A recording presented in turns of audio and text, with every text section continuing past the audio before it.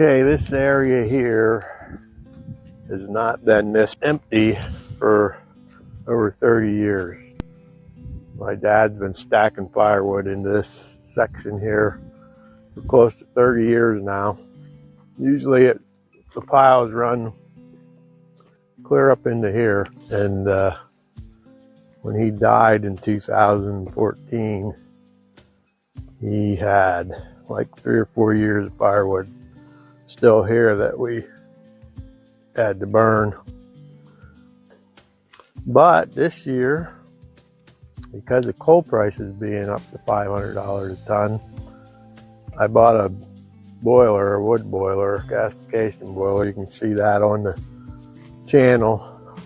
And I've cut a lot of white ash firewood for it. But I'm down to this rank right here of what I cut. And then I'm gonna have to replenish all this. It took us like 3 or 4 years to burn what he had left. And I have been filling this in, but like I say, I started burning wood early fall and would quit by Thanksgiving and go to coal and then burn a little bit more in the spring.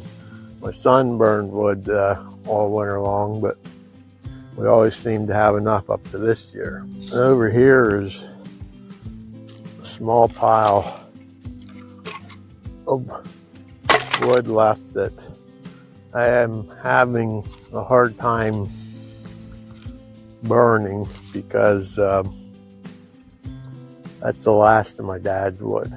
Anybody that gets firewood knows how many times you touch this piece of wood before it gets burnt. I just can't get out of my mind how my dad laid hands on all this wood.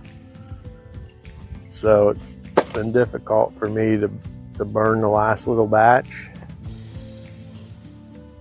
I know what he'd say, burn it. Don't be stupid, burn it. But, you know, a little hard. But I think before I let it rot away and then really feel stupid because the effort he put into it be wasted, probably going to get it ready to burn.